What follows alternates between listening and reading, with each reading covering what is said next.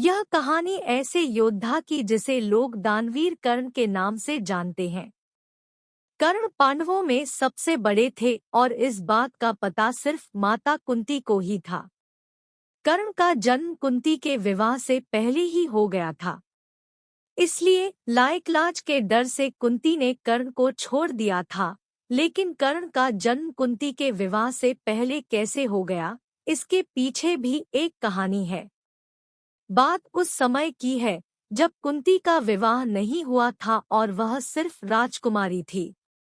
उसी दौरान ऋषि दुर्वासा पूरे 1 वर्ष के लिए राजकुमारी कुंती के पिता के महल में अतिथि के रूप में ठहरे।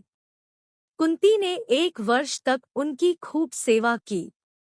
राजकुमारी की सेवा से ऋषि दुर्वासा प्रसन्न हो गए और उन्होंने कुंती को वरदान दिया कि वो किसी भी देवता को बुलाकर उनसे संतान की प्राप्ति कर सकती है। एक दिन कुंती के मन में आया कि क्यों न वरदान की परीक्षा की जाए। ऐसा सोचकर उन्होंने सूर्य देव की प्रार्थना करके उन्हें बुला लिया। सूर्य देव के आने और वरदान के प्रभाव से कुंती विवाह के पूर्व ही गर्भवती हो गई।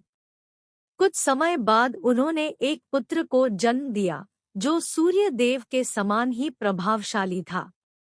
साथ ही जन्म के समय से ही उस शिशु के शरीर पर कवच और कुंडल थे। कुंवारी अवस्था में पुत्र की प्राप्ति के कारण लोकलाज के डर से कुंती ने उसे एक डिब्बे में बंद करके नदी में बहा दिया। बक्सा एक सारथी और उसकी पत्नी को मिला जिनकी कोई संतान नहीं थी। वो दोनों कर्ण के रूप में पुत्र को पाकर बहुत खुश और उसका लालन पालन करने लगे। यही सूर्यपुत्र आगे चलकर दानवीर कर्ण कहलाए और कई वर्षों बाद कुरुक्षेत्र के युद्ध में 5 पांडवों के सामने वह एक शक्तिशाली योद्धा के रूप में खड़े रहे।